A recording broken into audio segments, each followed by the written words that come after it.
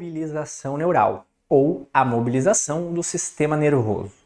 Por que é tão importante nós termos a ciência da mobilização do sistema nervoso, ou da mobilização neural? Nos últimos anos, a gente escuta falar muito de mobilidade articular, diminuição de ADM, diminuição de amplitude de movimento, escuta falar muito nesses termos, própria flexibilidade, que já é muito mais antiga, estabilidade, e a gente vê esse conjunto de termos muito ligados, mobilidade articular, flexibilidade e estabilidade, que não está errado, está totalmente certo. Porém, nós precisamos ter um raciocínio clínico mais além do básico. Para quem já viu algumas das minhas aulas, já foi meu aluno de algum curso, sabe o quanto eu dou valor e o quanto eu acho importante os fundamentos do movimento.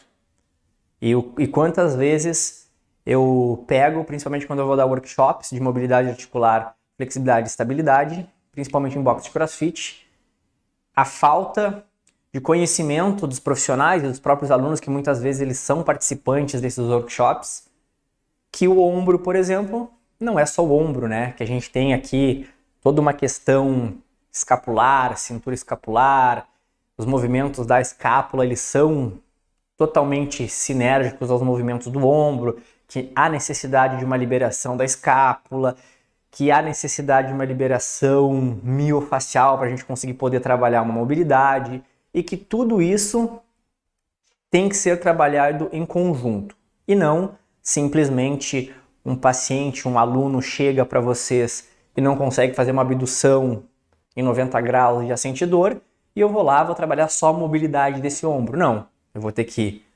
buscar a causa dessa hipomobilidade ou dessa dor. Então, o primeiro ponto é a gente buscar a causa e não querer resolver só o problema, não é o ombro, e sim aquilo tudo que a gente pode encontrar. Então, antes de a gente chegar na mobilidade articular e nos vários tipos de trabalho com mobilidade articular passiva, mobilidade articular ativa, mobilidade articular com tensão elástica, flexibilidade estática, flexibilidade dinâmica, flexibilidade em 3 tempos, estabilidade estática, estabilidade dinâmica, a gente precisa retroceder um pouco.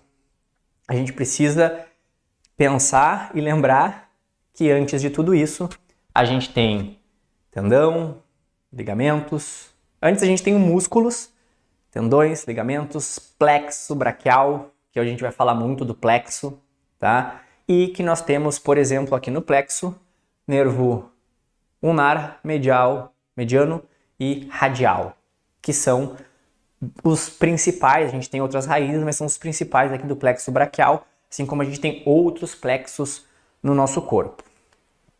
Então, quando a gente fala de mobilização ou de mobilizar, a gente não está falando em alongar, a gente não está falando em estender, e sim a gente tem que proporcionar ao nosso sistema nervoso, a gente está falando de sistema nervoso, uma mobilidade necessária para que ele realize essas funções fisiológicas funcionais.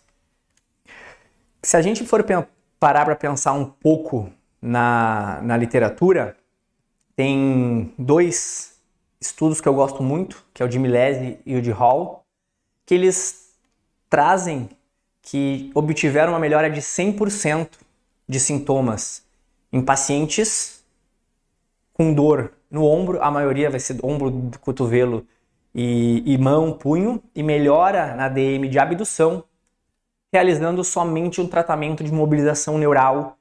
E aí eu trago em levantadores de peso olímpico, movimento de barra, movimento overhead, que muitas vezes a gente está ignorando a parte neural, a parte de plexo, a parte de compressão, a parte de sensibilização, e engana-se quem acha que mobilização neural é somente para paciente neurológico. Não. Óbvio, paciente neurológico a gente vai utilizar muito, principalmente pacientes que tiveram ali pós-AVC, pós alguma alteração, a gente vai utilizar muito. Mas no nosso paciente do dia a dia, a gente acaba esquecendo de utilizar o nosso atleta. Então é muito importante a gente pensar, a gente usar o nosso raciocínio clínico para identificar esses pontos. Então, a gente já tem aí um conceito de mobilização neural, a gente já sabe que existem outros conceitos de mobilidade, flexibilidade e estabilidade, e também já sabe que a maioria das manobras de sensibilização, de mobilização, são feitas através da mão, do toque. A gente tem que pensar na inter-relação que a gente vai ter entre as células e o nosso sistema nervoso central. Como que a gente pode, então, dividir esse sistema? Então, a gente tem o sistema nervoso central e o sistema nervoso periférico.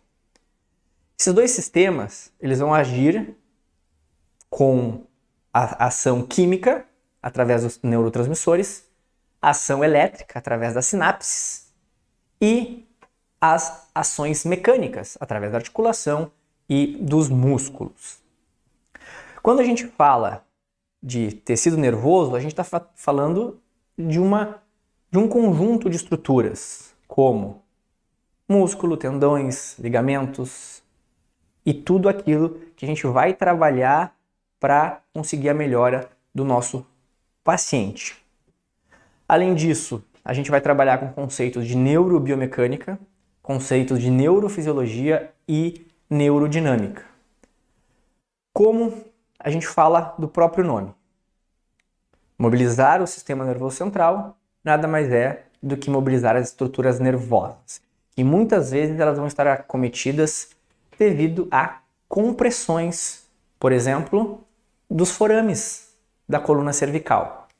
Então, quanto mais a gente trabalhar essa mobilização do sistema nervoso, mais a gente vai conseguir melhorar esses sintomas, se a gente está falando de dor ou de alguma lesão desse sentido.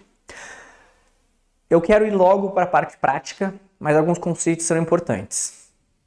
Então, os conceitos iniciais. A gente tem que entender lá parte mecânica, tecido conjuntivo, parte elétrica, impulsos elétricos e a parte química, que são os neurotransmissores. Ponto?